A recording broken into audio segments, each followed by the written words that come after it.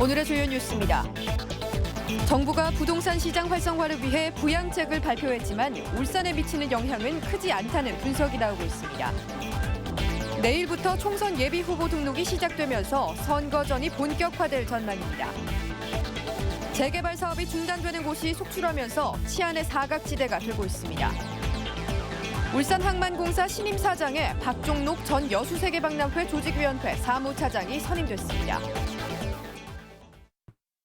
여러분 안녕하십니까? 12월 12일 월요일 UBC 아침 뉴스입니다. 울산 지역 오늘 맑고 어제보다는 포근한 날씨가 예상됩니다. 기온은 아침 최저 1도를 보인 데 이어 낮 최고 11도로 평년보다 높은 기온이 되겠다고 울산기상대는 예보했습니다. 울산 지역 내일은 구름 조금 끼고 아침 최저 2도, 낮 최고 11도가 예상됩니다. 울산기상대는 사흘째 건조주의보가 내려져 있으며 목요일부터 다시 기온이 크게 떨어지겠다고 예보했습니다. 정부가 침체된 부동산 시장 활성화를 위해서 주택과 건설 경기 부양책을 발표했습니다. 그런데 울산에 미치는 영향은 기대만큼 크지 않을 것으로 분석되고 있습니다. 서영만 기자의 보도입니다. 정부의 이번 주택시장 및 서민주거 안정 지원 방안은 20여 개 항목에 달하지만 대부분 서울 강남 3구와 다주택 보유자에 대한 규제 완화에 초점이 맞춰졌습니다. 이 가운데 울산과 직접 관련 있는 부분은 양도세 중과제와 분양가 상한제 폐지, 그리고 택지 선분양 허용과 최저가 낙찰제 확대 시행 유보 등 크게 4가지입니다. 우선 다주택자에 대한 양도세 중과 폐지는 이미 내년까지 유예된 상태여서 크게 달라질 것은 없는 상황입니다. 물론 집을 사려는 사람들의 부담이 덜어지면서 임대시장, 즉 전세시장 안정화에는 기여할 것으로 보입니다. 하지만 분양가 상한제 폐지는 혁신도시 등에 예정된 아파트의 분양이 연기되고 분양가도 상승될 가능성이 큽니다. 건설시장의 경우 택지 분양이 후분양에서 사전분양으로 전환되고 최저가 낙찰제의 확대 시행이 2년간 유예돼 지역 건설업계에 도움이 될 것으로 보입니다. 기존의 주택담보 대출을 통한 금리를 좀 낮춰주는 것이 소비자 입장에서 좀 더 거래 활성화나 아니면은 그 시장 안정화에 좀 더 효과적인 측면이 있을 수 있는데 총부채 상환 비율, 즉 DTI 등 고강도의 금융 규제가 남아있는 것은 여전히 시장 활성화에 걸림돌로 작용할 것이란 지적입니다. 정부의 이번 대책은 대체적으로 긍정적인 효과가 예상되지만 기대만큼의 성과를 거둘지는 좀 더 지켜봐야 할 것으로 보입니다. UBC 뉴스 서영만입니다. 1년 반 전 충격적인 김길태 사건 기억하시죠? 당시 재개발 지역의 빈집에서 여중생에게 범행을 저질렀는데요. 울산에서도 재개발 사업이 중단되면서 치안의 사각지대로 방치되고 있습니다. 조윤호 기자가 보도합니다. 동구현 재개발 지역, 주인이 떠나버린 빈집 400여 채가 흉물처럼 방치돼 있습니다. 벌써 4년이 다 돼갑니다. 남구의 또 다른 재개발 지역은 거대한 쓰레기장을 방불케 합니다. 전염병 발생이 우려될 정도지만 치울 엄두조차 나질 않습니다. 김길태 사건 이후 외부인이 들어갈 수 없도록 차단했지만 지금은 바리케이트 대부분이 있으나 마나입니다. 범죄자의 은신처 마냥 누군가가 살고 있는 흔적도 있어 인근 주민들은 불안하기만 합니다. 사람들이 지나가면 아무도 없으니까 좀 슬프다. 반대 이유가 좀. 남구 지역에서만 재개발 재건축이 중단된 곳은 10곳. 빈집이 400채 가까이 이르고 있습니다. CCTV를 설치하고 수시로 순찰도 돌지만 불법 쓰레기 투기와 범죄를 차단하기엔 행정력의 한계를 보이고 있습니다.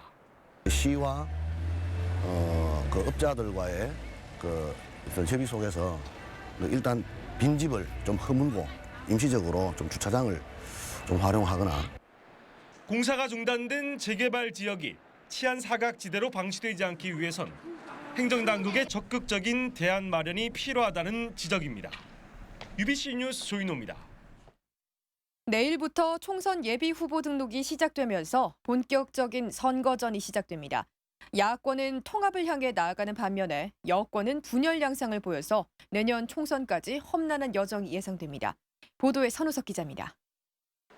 울산 지역의 총선 지형은 분열 중인 여권과 통합 중인 야권의 대결 양상으로 시작될 전망입니다. 가장 먼저 민주노동당과 국민참여당, 새진보 통합연대가 하나로 뭉친 통합진보당이 총선 모드에 들어갔습니다. 한 지붕 세 가족이지만 뚜렷한 경쟁자가 없는 남구을 김진석 예비후보가 출마 의사를 밝힌 것을 시작으로 총선 예비후보 등록 시작일인 13일부터 통합진보당 이름으로 출사표가 이어질 전망입니다. 민주당과 혁신과 통합이 주축인 시민통합당도 통합 절차에 들어가면서 6개 지역구 가운데 복수의 후보자가 출마를 준비 중인 남구 앞 등 두세 곳은 후보 간 조율이 먼저 이루어질 것으로 관측됩니다. 크게 두 갈래로 출발한 야권은 결국 선거연대 형태로 야권 후보 단일화를 이뤄낼 것으로 보입니다. 반면 여권은 한나라당이 심한 내홍에 빠지면서 분열 뒤 이합집산을 통한 해체 모여가 예상됩니다. 다만 친박계를 표방하는 그룹 등 원외 인사들은 일찌감치 예비후보로 등록하고 선거 전에 뛰어들 것으로 보입니다. 오는 13일부터 총선 예비후보 등록이 시작되면서 울산 지역도 본격적인 총선 국면으로 접어들 것으로 보입니다. UBC 뉴스 선우석입니다. 이번 주에는 수출 1,000억 달러 돌파가 예상되는 울산에서 무역의 날 행사가 열립니다. 외고산 옹기를 브랜드화하는 방안을 찾는 토론회와 태화강 생태하천 준공식도 예정돼 있습니다. 한 주간의 행사 윤주웅 기자가 정리했습니다.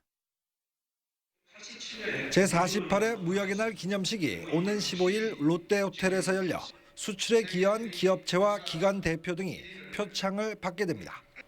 울산은 올해 단일 도시로는 유례가 없는 수출 1,000억 달러 달성이 유력하고 수출입을 합해 2,000억 달러 돌파도 가능할 것으로 전망되고 있습니다.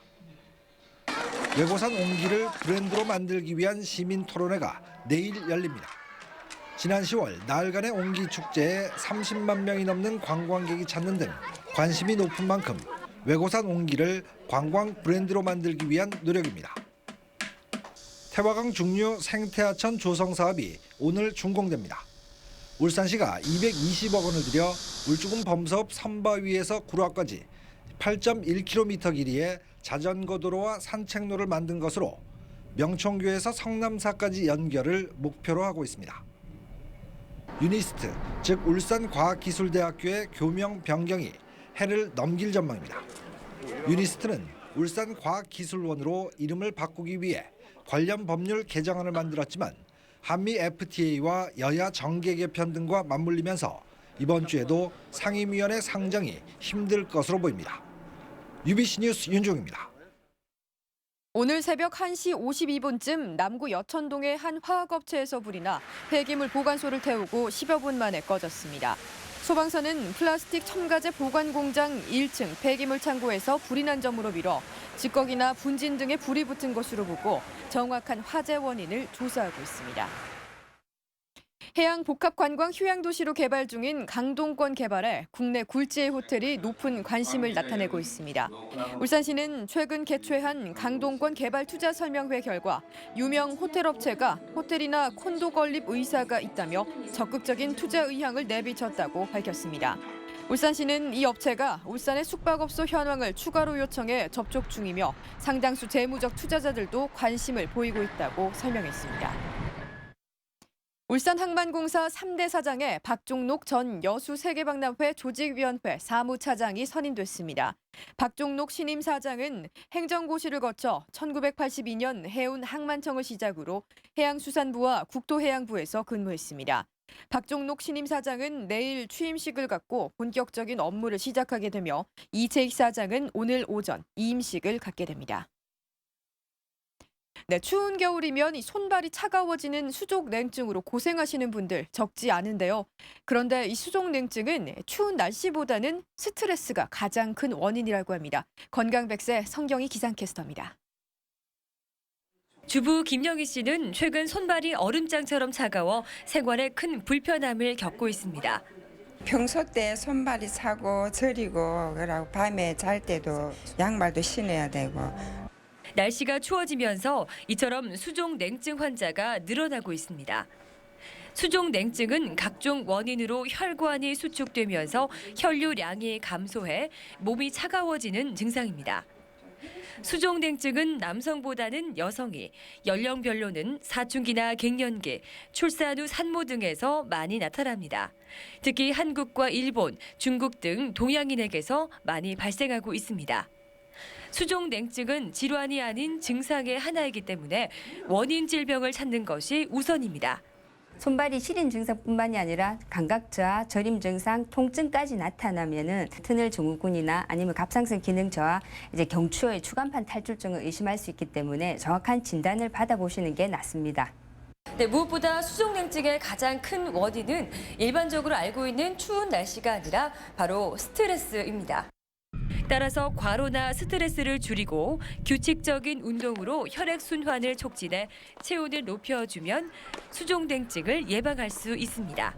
건강백세 성경입니다. 울산 플랜트건설 노조가 직장 폐쇄에 앞서 올 들어 세 번째 부분 파업에 돌입합니다. 플랜트건설 노조는 오늘 부분 파업과 함께 태화강역에서 임시총회를 갖고 지지부진한 올해 임단협 교섭 상황을 알릴 계획입니다. 플랜트건설 노사는 유급 휴가 일수를 두고 갈등을 빚고 있으며 지난 9일 플랜트 업체 4곳이 노조의 태업을 이유로 직장을 폐쇄했습니다. 내년부터 상수도 요금이 인상되지만 사회복지시설은 오히려 상수도 요금 부담이 줄어들 것으로 보입니다. 울산시가 내년 1월부터 수도 요금을 13.5% 인상함에 따라 월 20톤을 쓰는 가정의 경우 동지역은 2,200원, 읍면 지역은 2,400원이 인상됩니다. 그러나 사회복지시설은 업종이 업무용에서 가정용으로 변경되고 누진 단계도 조정돼 오히려 40% 정도 요금 감면 효과가 기대됩니다.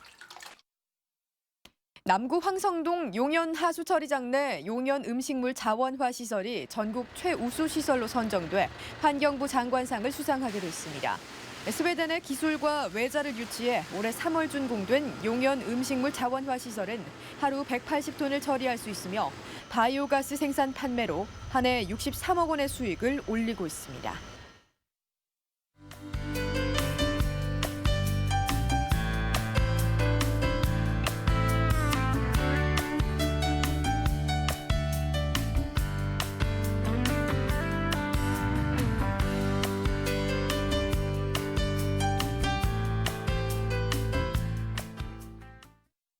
네, 이상으로 월요일 UBC 아침 뉴스를 마칩니다. 활기차게 한 주 시작하시기 바랍니다. 고맙습니다.